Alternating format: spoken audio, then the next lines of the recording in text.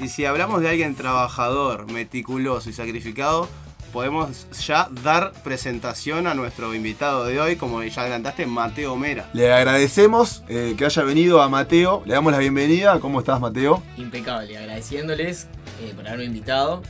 Y te quiero hacer una aclaración ahí Sí. en la columna. Mi madre se llama Sandra, entonces cuando hablabas del oracultado Sandra, me ponías en una posición complicada en la frente de la cámara. Va a salir después en YouTube. Cualquier vínculo con la realidad es mera coincidencia, Sí, ¿no? sí, Nosotros... Mateo Mera. Mateo Mera. Todas las referencias, ¿no? Exacto, está todo vinculado. Quería nombrarte, Miguel, las redes sociales. Otra vez, perfecto. Porque estamos en vivo en el Facebook de Concarpeta, ¿verdad? Sí. Concarpeta Oficial. Y también le pusimos el link que corresponde para darle me gusta a Mateo, ¿verdad? Claro. Mateo Mera es su página, le pueden dar me gusta allí y seguir todos sus trabajos que la verdad son de muy buena calidad. Y van a dar que hablar. Sí, y también rescatar siempre donde estamos nosotros, ¿no? En Green Sounds Studios, Green Sounds Uruguay, es el Facebook. Gracias al gran trabajo de Rogelio, ¿no? De primer nivel, es todo con lo que contamos, así que no me queda otra. Siempre destacamos la calidad de su servicio, de su atención, De sus herramientas, todo.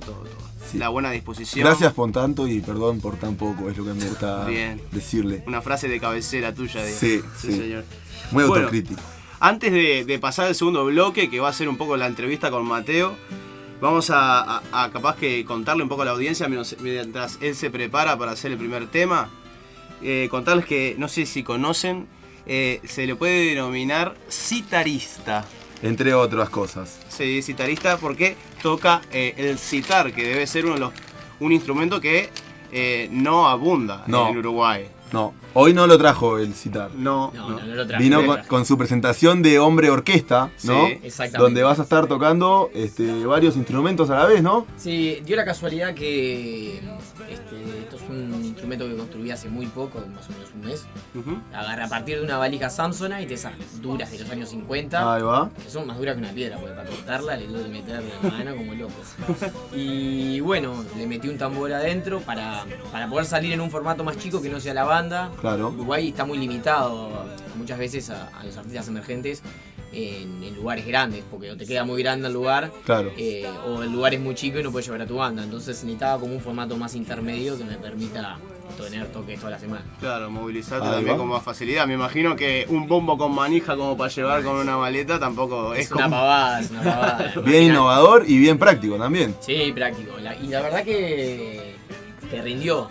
Lo usé por primera vez en vivo el jueves pasado en Mirá.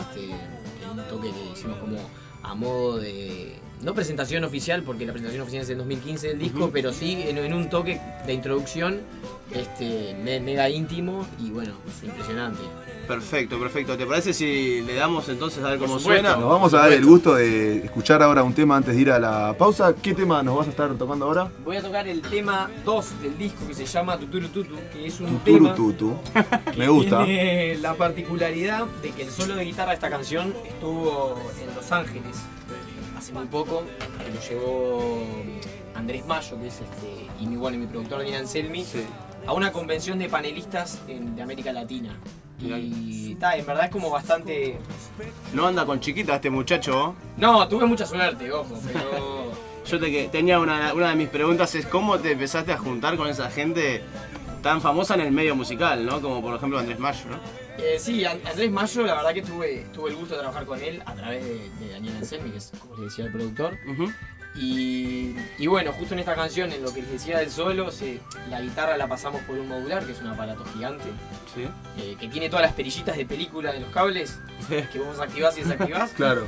Y bueno, a través también de un pedal de guitarra, es un pedal argentino, se llama microtono, le alteramos la frecuencia y después, en la última parte del proceso, con un pad analógico, que imagínate un iPad, todo touch, le íbamos pasando la mano y se iba rompiendo la guitarra. Entonces cuando vos escuchás el solo, se va rompiendo toda la frecuencia. Y Qué bueno, bueno, quedó ¿no? eso. Bueno.